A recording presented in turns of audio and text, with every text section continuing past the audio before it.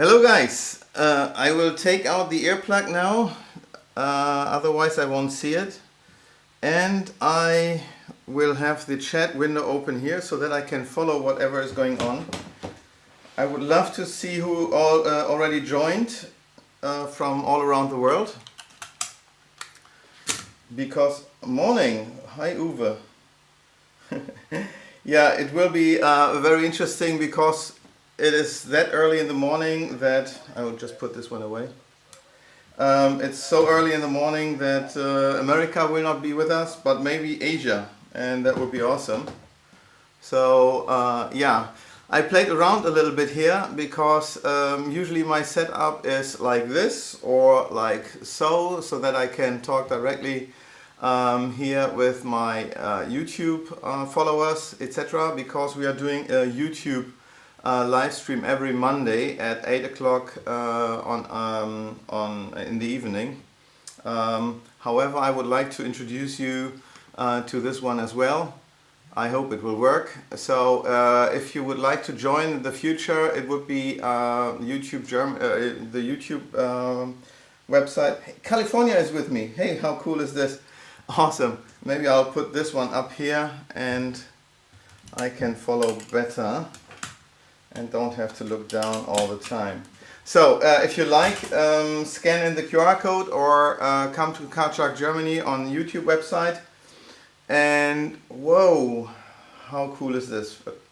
Australia as well. So join us there every Monday, and if you can't be there on time or live, no problem, all the videos are stored there anyway. So now I hear a little echo. It's new technology with Zoom. It's my first one ever with Zoom. So let's give it a try and see what happens next. So today the lecture is about, I can't hear me, maybe I hear myself, okay, thank you. It's about how playing cards are made, and I think it will be a very interesting lecture anyway, because let's start with a warm-up question. What do you think? How many layers do playing cards have? Maybe you already have tried to split a card by tapping the corner onto the table and then peeling off something from the playing card. So I see a lot of 3, that's interesting. Correct in a certain way, that's what we all think, because we have a thick center layer, right? And then the 2 possible ways how we would split it. That's perfect. I see already 2. They either know because they have seen my lecture already or not, I don't know. The real answer would be 2. That is correct.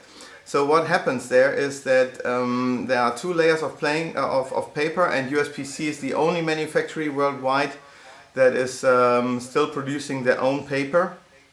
You will see later a very short video how they would put this all together.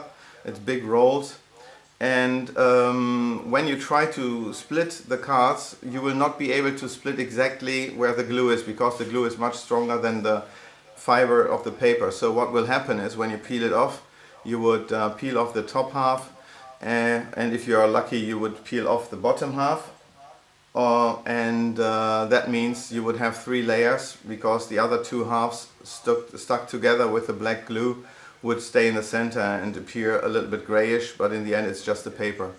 And this is how it looks like. So there would be 1 layer of paper, then they use black glue so that you cannot look through the cards. That's the most important part about playing cards. And then the other layer of paper will be applied. They have huge rolls, as you maybe already have seen. And all the other manufacturers, they are buying the paper directly from the paper mills, who are also specialized on playing card paper. Now we have not only US Playing Card, but it's our main manufacturer for playing cards. Now it's also bought by Cartamundi, so there's 1 global player less. In the end, everything is coming either from the USA or from Europe, We still have Asia, in Taiwan I also produce. I have another producer in Europe. And all in all, I'm trying to get the best benefits from every area. If you already know my thin cards, they are not produced at USPC or Cartamundi, they can't do this. Yeah, I will talk about this later. Now, USPC is not the best printer out there that would be possible. When they produce, they are producing for mass market usually, or for casinos. And therefore that's exactly what their levels of quality is. They have a quality level 1, they call it, and that is for casinos. And then there's level 2 that nobody really could explain me, so I never used it. And I used it one time, quality level 3. You will see in a second why I would never do it again. And this is the bicycle quality or supermarket quality, because they want to produce a deck very fast, good enough for a supermarket, not good enough for a casino. We certainly have certain benefits from it, but also some problems. One problem would be the colors, and the question is, what is USPC really caring about? Is it important that all the colors are the same? Unfortunately not. For them it is important that one printing sheet only, and one printing sheet means what you can see in the background, that one deck of cards is consistent. So that card number 1 at the top will be exactly having the same back color on the bottom. So that inside one deck of cards there is no shading in color, so that you would be able to manipulate anything. So in the long run this can happen, that they would, when they print, but there are variations in colors. And in casino quality this color movement, this is not there, because then there are 2 people at the machine. I'm using also the smaller printer, not with the endless paper, but with certain sheets, so that they can immediately react and take care of it. But you already see here this big machine that is printing endless and then cutting them later into sheets of papers. Yeah, well, I don't have an uncut sheet here. Let's play a game and count how many times you said okay, good luck. Maybe you want to do a drinking game, you will be completely stoned at the end. Sorry. Well, this is a printing run that I did at the beginning with level 3. And this was a printing run where one card, this green-red card, was one position in a custom printed deck, where every card was different and we had to sort them. It should have been a manipulating deck, but you can see all the shades of green. And this is exactly the problem, that the consistency is not there. So I never ever produced back in quality level 3, only casino quality. So that is first level. The color needs to be consistent so that we can do something like force decks, because force decks are usually made by opening up 52 decks of cards. Then someone is sorting the cards into 52 piles plus the jokers, and that is how we get the force decks. And you might see some variations if you're taking a regular bicycle deck and put it into or mix it with a normal bicycle deck, and you might see some changes in colors. We try to avoid this. It's almost perfect because we do casino quality. Now, we all know the problem with the centered print or the off-center print, where the white border around the playing cards is not consistent. We would think that this would be a centered, out of alignment print, but it's not. The printing actually is pretty accurate. And you can see there that they are cutting the big sheets into strips that you see there. Now the strips are cut on a certain machine that is super old, and this one then punches out the single cards. As you can see, only the rectangles are left there. These are machines from around 100 years ago, and there are slits in the big sheets of paper so that a griper can pull the paper forward every time to cut it into strips, as you can see here. and later when the cards are punched out with the die, it's also grabbing into a slit and pulling it forward. But when these machines are printing or cut in a very high speed, there are some movements in alignment, and they are accepting a certain variation in the white border. When they are doing supermarket quality, casinos would not accept it. Therefore, again, we do it in casino quality. The white border will stay more consistent. Other playing card manufacturers like Carta Mundi, Fournier and Taiwan, etc., they are working differently. They are not cutting it into strips and then into single playing cards with these machines. Therefore, the alignment might be better. So we can reduce this problem with the white border even there when we produce at Carta Mundi. So far, only a little bit of Carta Mundi is produced. Now, we all know that faro shuffles are possible with bicycle decks, sometimes and sometimes not.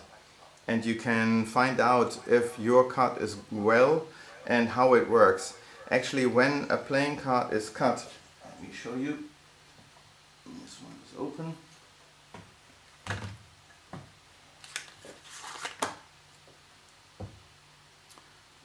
Let's do the top camera. Yes.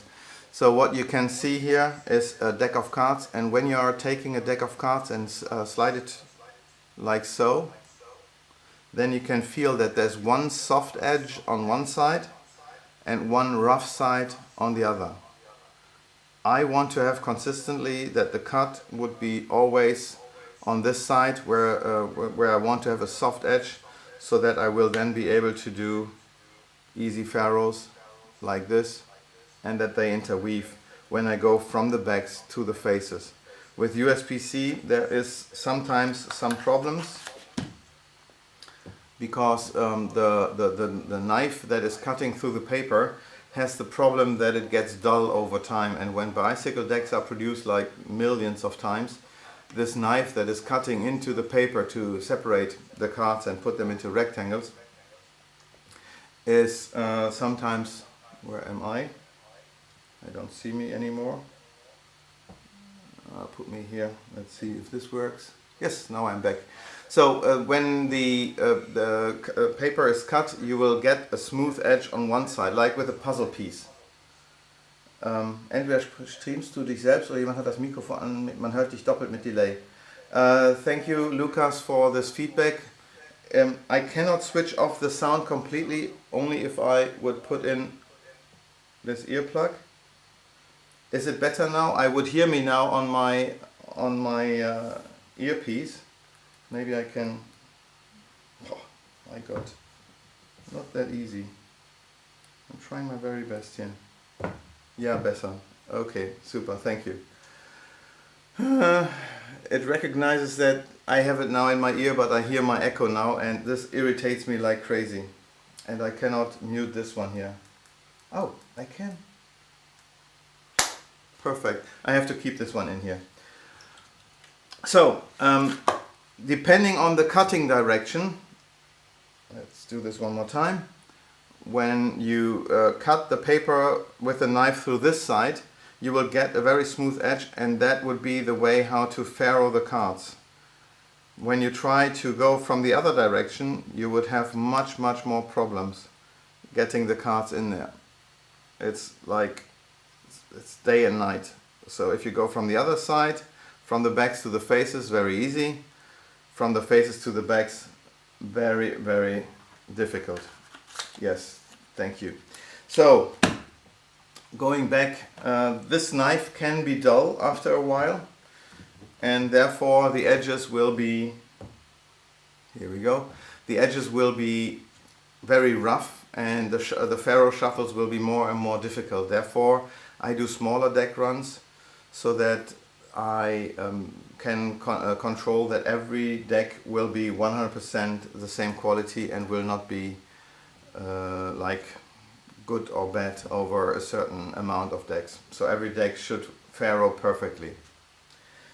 Well, let's try this one here again. Yes, here we go. Let's see what else.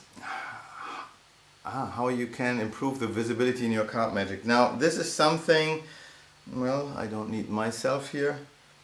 That is what I tried by coming up with a new size of playing cards, and right now in the times we are living right now, where a lot of stuff is moving over to camera magic, like here what we are doing right now, maybe some people would love to use a jumbo index deck that you are getting from USPC as well. Unfortunately, the size, the inner part, will not really help you, because a playing card is identified by looking at the whole image of a playing card and not just by looking at the indexes. It's really difficult to see. In a spread, maybe yes, but when you have to look at the whole card, it's very difficult to see if it's really a king, if there is a six of spades, is a six of clubs, you won't see it. When I introduced the Phoenix deck in 2009, I also started the parlor decks. These are the bigger playing cards that are half an inch wider, half an inch longer, and are having more or less the benefits of both the same inner parts plus the large indexes in the corner. However, they are a little bit bigger, and for some hands not so suitable, and you want to benefit from only having a poker deck, and that's when I started coming up a couple of years ago with a large index deck. And I would love to show you what this means when I compare a normal deck of cards that you're used to, where you see the indexes like so, and when I compare a large index next to it. Let's see if this works. Can you see the difference? The indexes are 50% bigger, however the inner parts did not increase so much, so that the cards still look totally normal. So if you don't have a comparison, let's do this. If you don't have a comparison, then this playing card looks totally normal, like a regular poker card, but actually it is much more visible. You might see it if you are going back to the actual episode from Fool Us, where Boris Wilde was fooling Penn and Teller. He was using the large index decks for his performance, making it much more visible for the cameras. So let's try this. From now on, here on this presentation, I will not use anymore a standard index. I think large indexes are the way to go. And well, there are more benefits on the Phoenix decks. When I tried to improve the whole thing, I thought, okay, what is helping to the magicians to improve the possibilities? It would be the one-way design on the Phoenix backs. You might think that this would be a regular back, but it's not.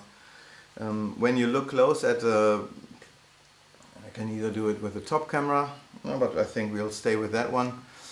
When you go there and look at this edge, you might see two lines ending at the same level below the flame. And if you turn it around, then you see that there's one hair cut off, and this will give you a darker spot that is much more visible once you see it. I think you can really see it pretty well. Well, this is not the only feature. There's another one, because this only allows you to know the orientation of your cards, this direction or that direction. I also implemented this into the stripper decks, so that with the stripper deck you would even be able to orientate all the cards in the right direction just by looking at the cards. Then you would know with the dark spot how to hold the card so that the card will slide back, down, out. And if a spectator would screw with you and would drop the cards or try to put it somewhere in the wrong direction, you would immediately have a visible hint how to put in the card so that it would work by looking at the darker spot and then put the card into the stripper deck. I think that's a real benefit. Well, let's see. Yes, but that's not all. Here we go. Now I also tried to add a one-way feature to the faces, and on the large index cards it's even better and easier to see.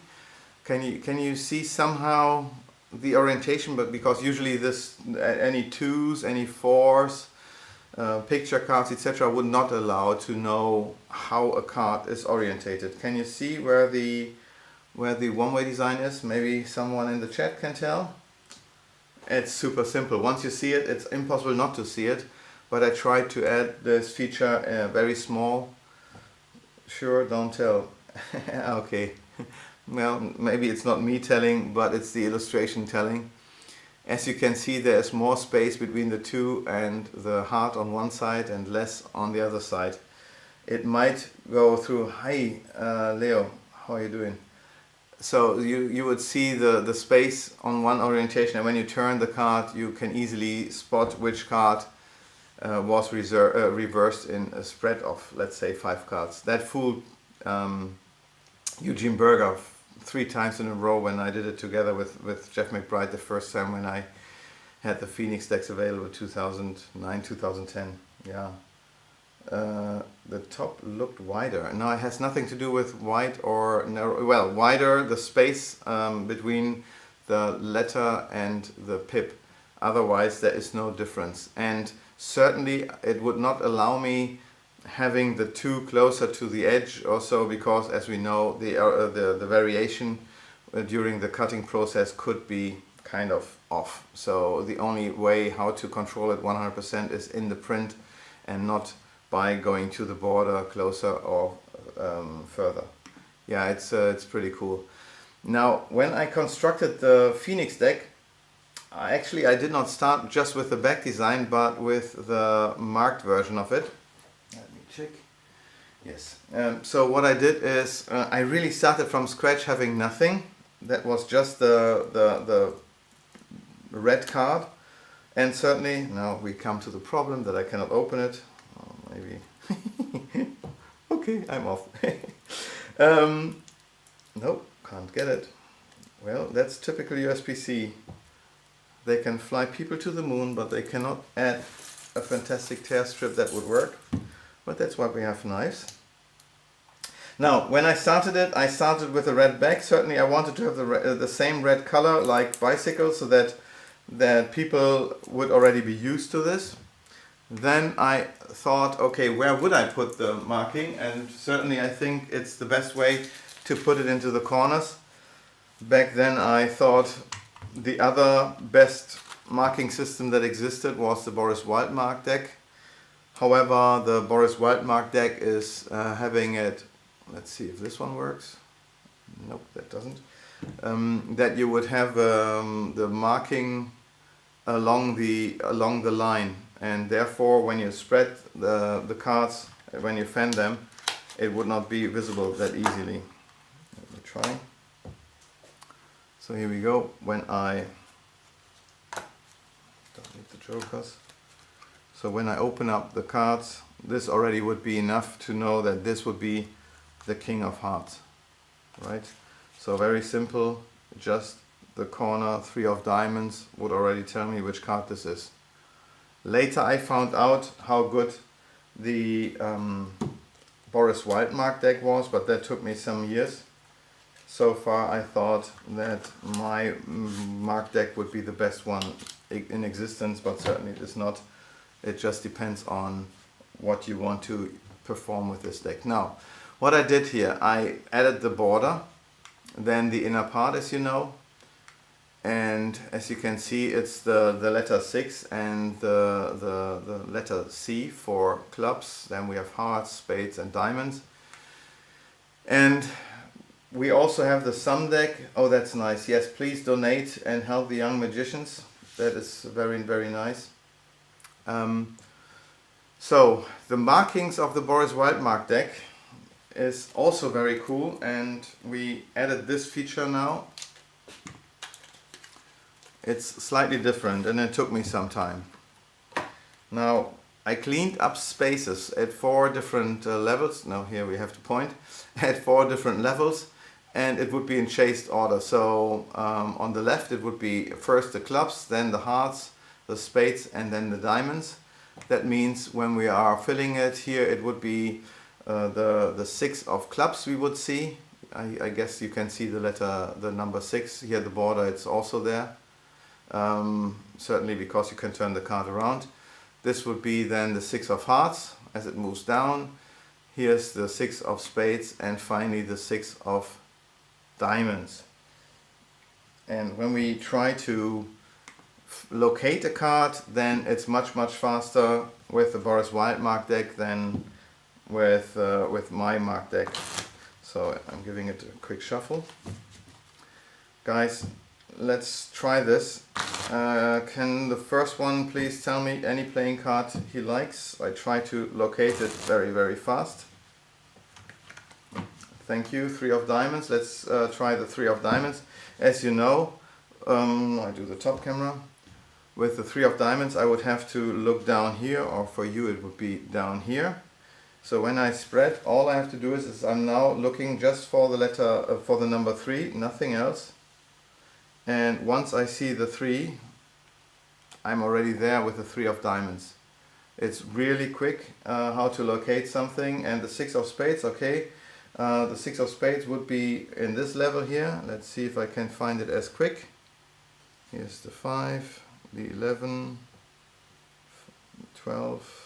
Well, I might have to spread again. Here's the 9 and here's the 6 of spades. Yes. So if you need to locate a card very fast in a spread or in a shuffle deck, then the Boris Wildmark deck would be the better choice. If you want to find out the identity of a chosen and selected card, then my mark deck would be better, I guess, I would say. Now let's see what else I can show you. Yeah, that's what I thought. So I would love to show you some of the stuff. You have already seen the mark deck and the Boris Wildmark deck. The stripper I won't show you.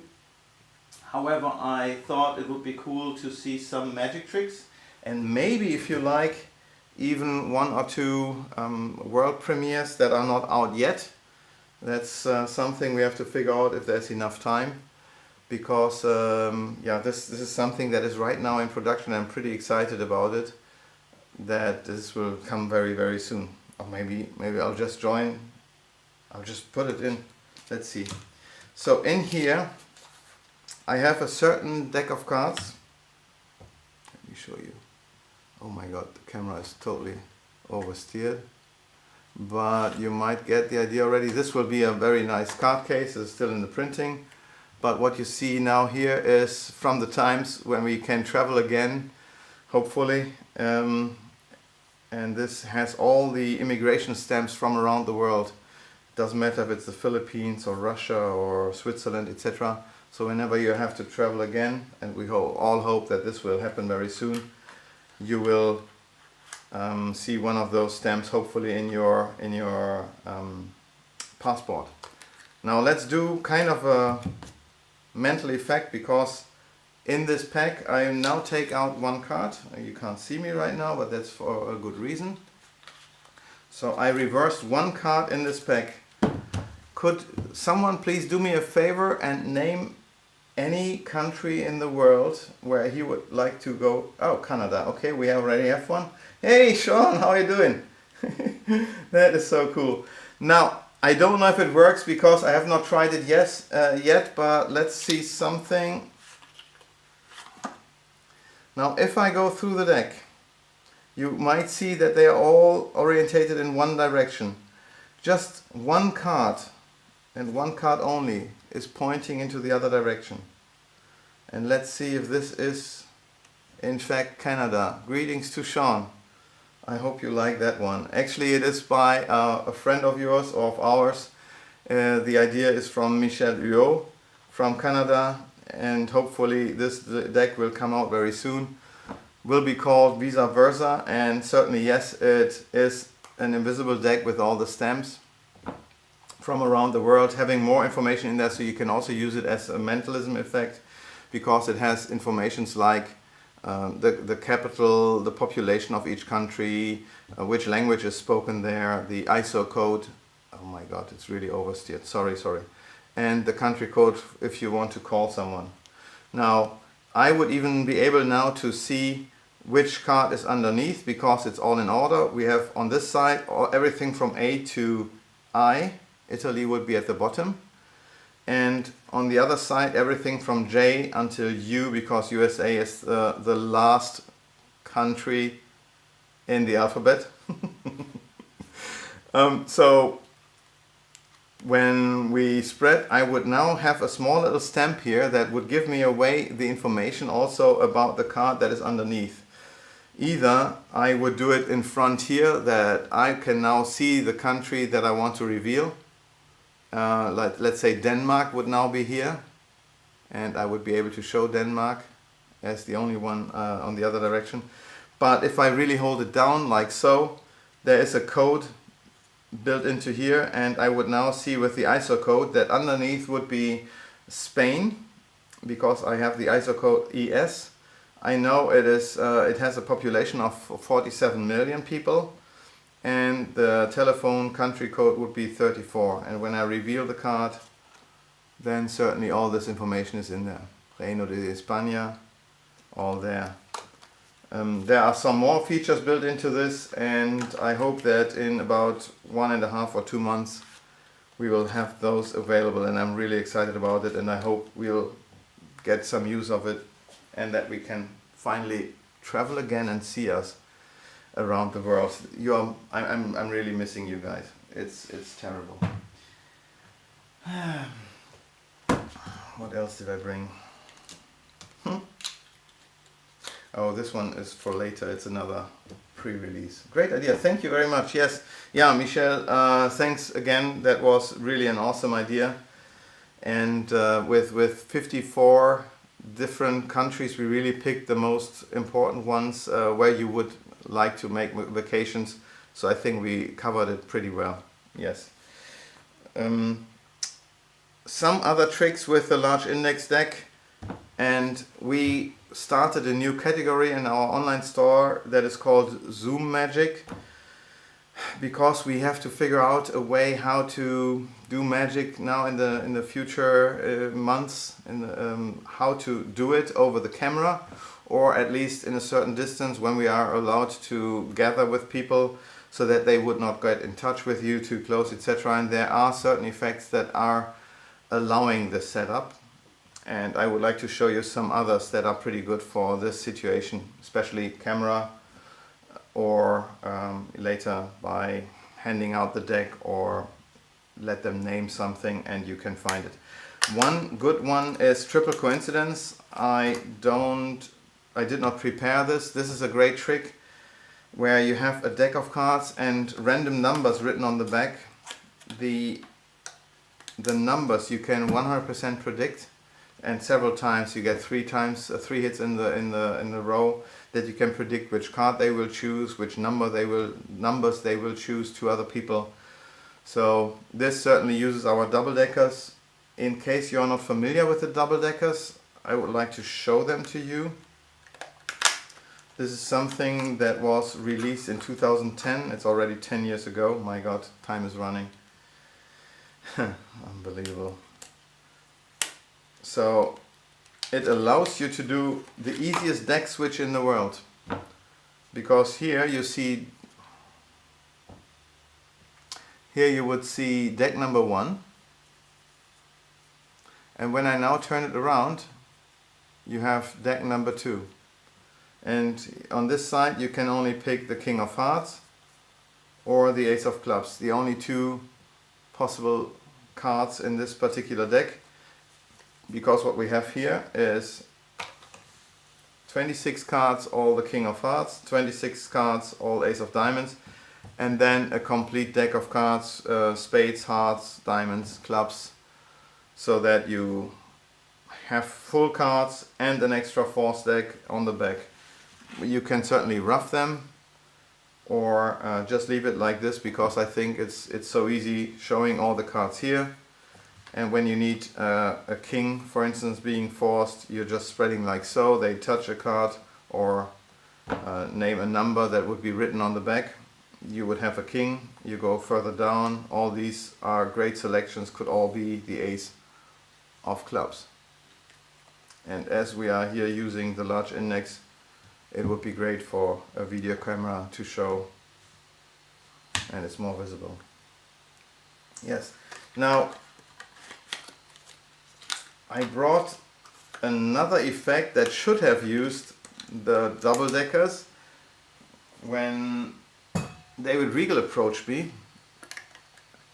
he said, with the thin cards, wouldn't it be cool having my effect alone back produced in double decker? But then I found a way how to do it without even using the thin cards.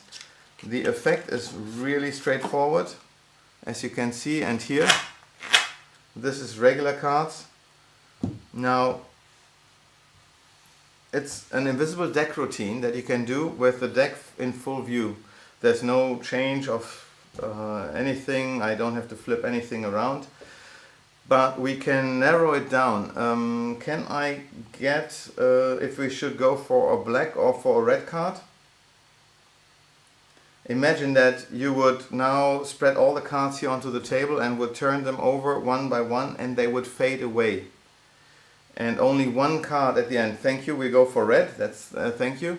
Only one card at the end is left, and this one will be the revelation, but we are not looking at it yet. So this is still printed, but all the other ones are already facing the other direction and are blank. Now we selected red. Do we go for diamond or heart? What will be the first one? Who will tell me? We go for, okay, thank you, we go for hearts. And that was the first one, that's fine. And now it will be anything from ace to king. So who will be the first one telling me which card it would be? The three of hearts. Or the kings. 4, 5, okay, now we have a lot of selections. We go for the first one. Imagine all the cards facing in one direction. As you can see, they are all facing in one direction. Just one card, and one card only, is facing in this direction. And it's exactly the three of hearts.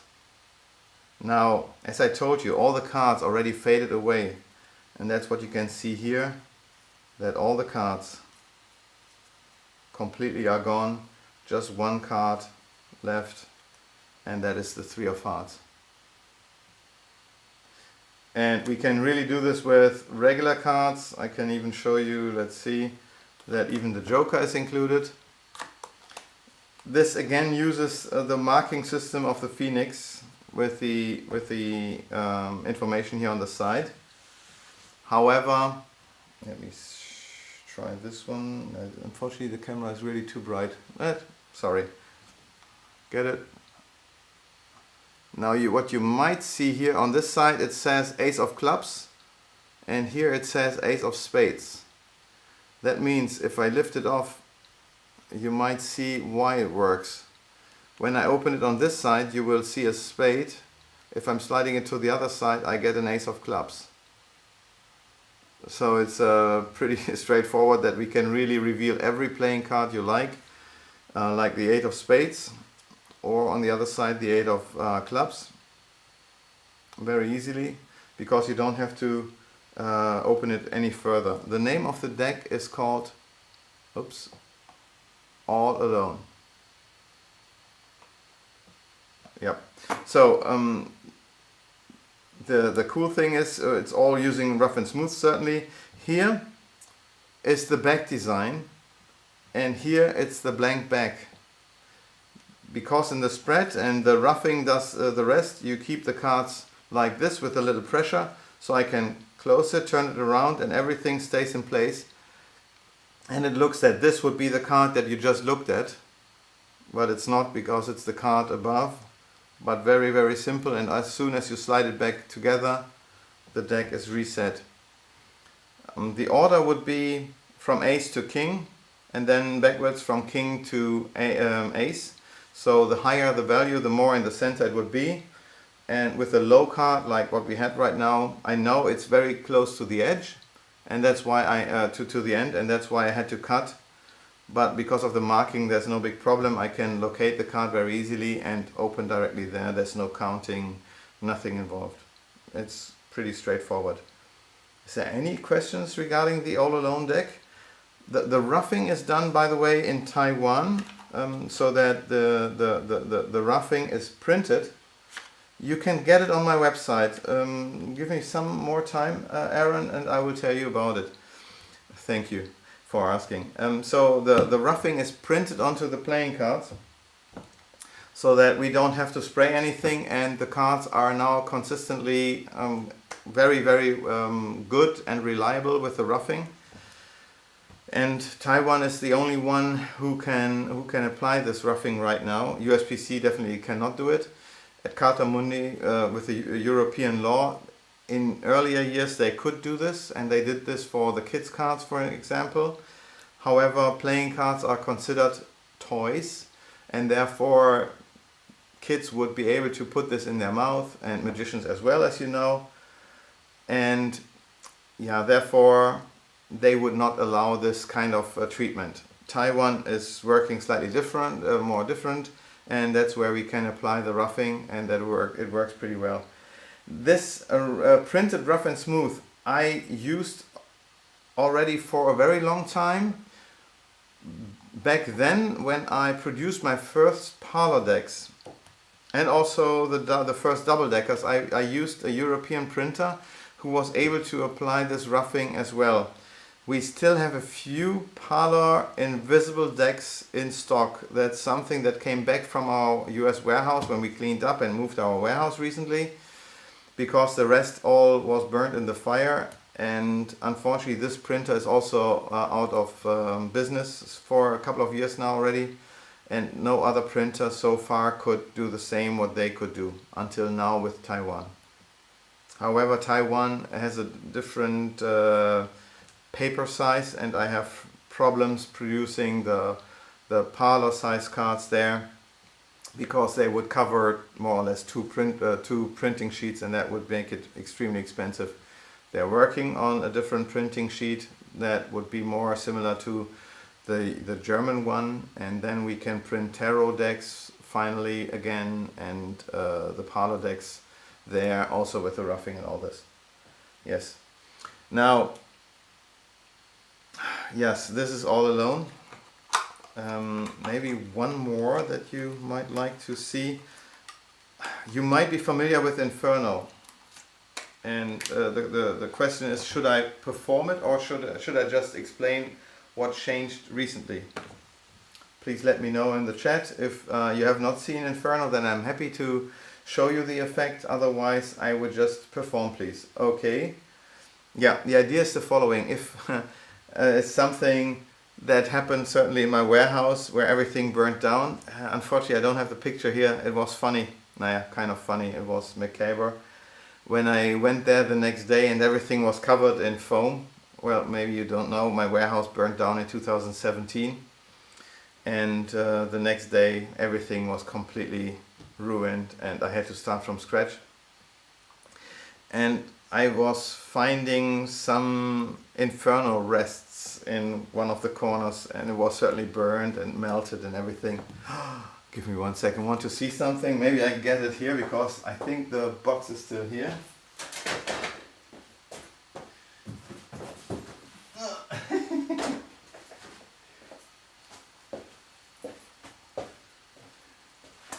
Okay, now this is the rest. Let me show this. Oops, no, it's not charging. What's going on here? Let me see. Here we go. Sorry, will be replaced very soon. Now here you can see the rest of the DVDs. It's all melted, and this one is left over from my warehouse fire.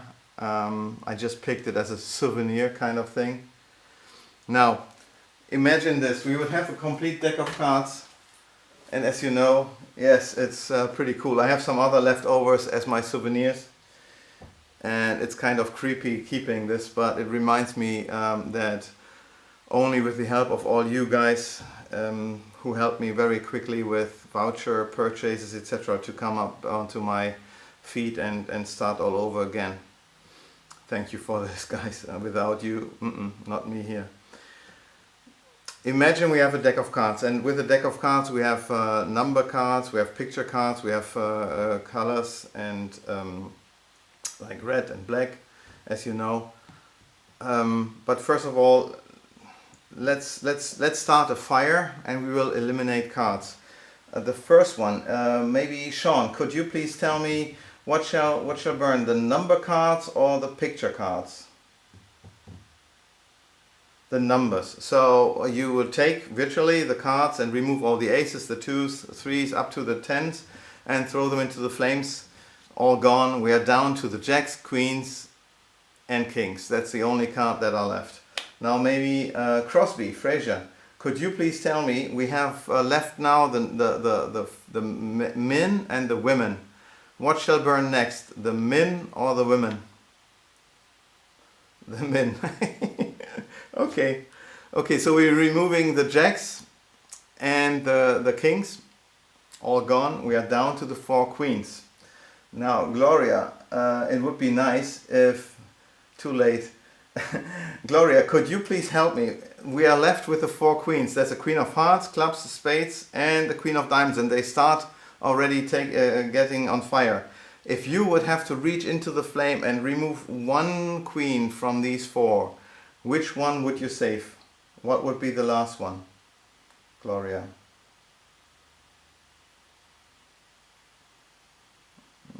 Is she still there? Rita, then please do help me. Rita, who will be the last queen that is left over?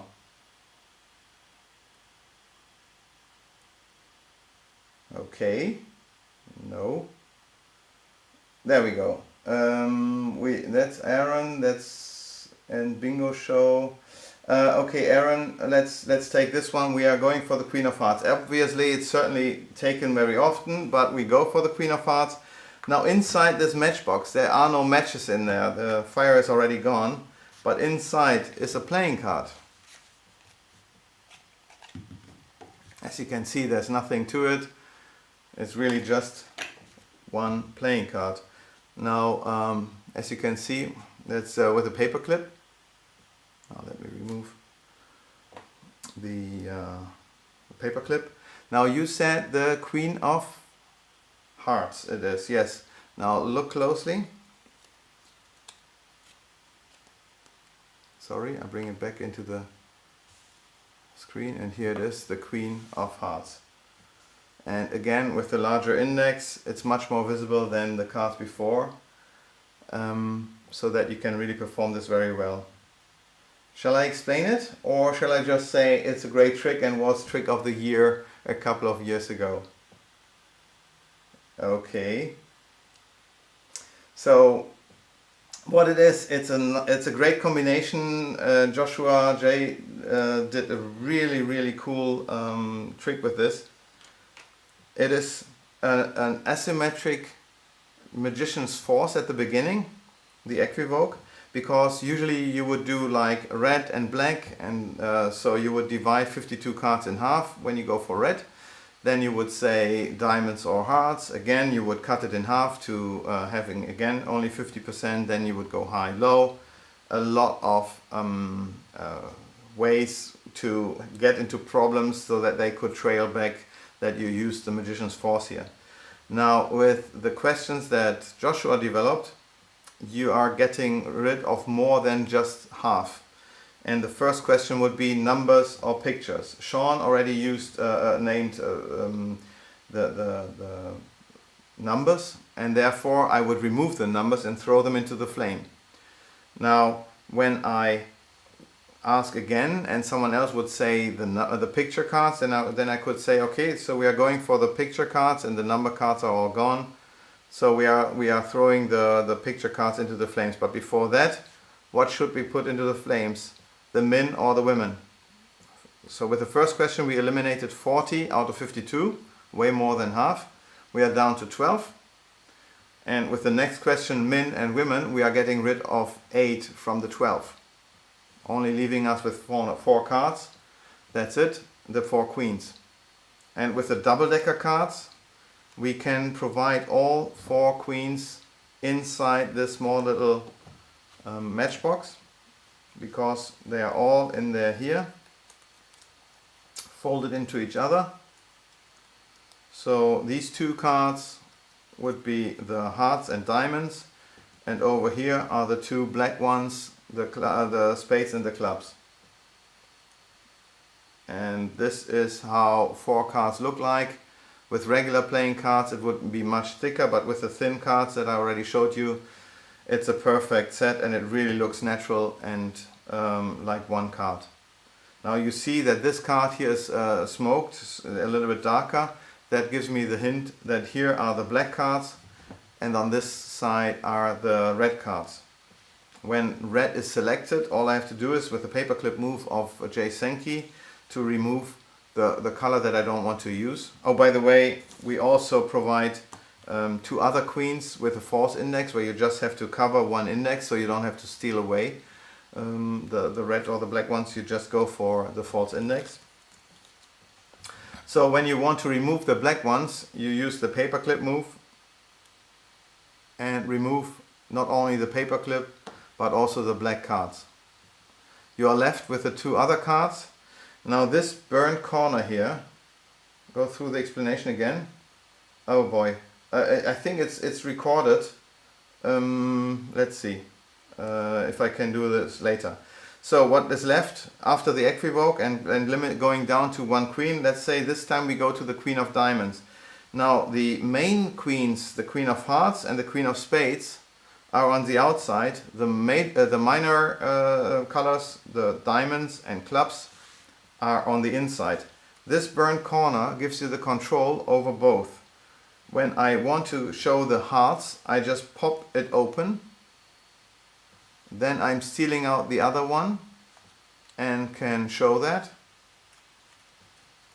If I want to go for the queen of diamonds, I would first steal, then open up, and you would go to the would be able to reveal the queen of diamonds. Yes, so this would be the possibility of showing all 4 queens without covering any index, etc., etc. And for a good reason, that was trick of the year a couple of years ago. Did I already show you everything that I could? Maybe one more that is something that will come soon. Just a question, how do you justify the paperclip inside the box? It was never something I had to argue. That was really never a question, holding it in place, holding it in shape. No, never ever. This really was not a problem. This one I already showed, that's fine. Now this is something that is not released yet, but it's pretty cool. Now you see me already setting up something here. It's not so good. Let's go just for the front camera. Now this is the idea. I have a deck of cards here and as you can see, completely shuffled. Now something new, maybe a masterpiece. I hope it is a masterpiece. Let's have a look. Maybe we can do this on the top camera then. There you go. As you can see, all the cards are there. Now I should not see which card it would be, but I will try it. I would just say stop at this position here. Now, sorry, if I go to the front, can you see it now, right? It will be the Queen of Clubs. You certainly would just turn around and would not be able to see it. Now this Queen of Clubs will vanish in a second and would appear in my trouser pocket or under the table, it doesn't matter. Because here I did not touch anything. I would now be able to show the Queen of Clubs.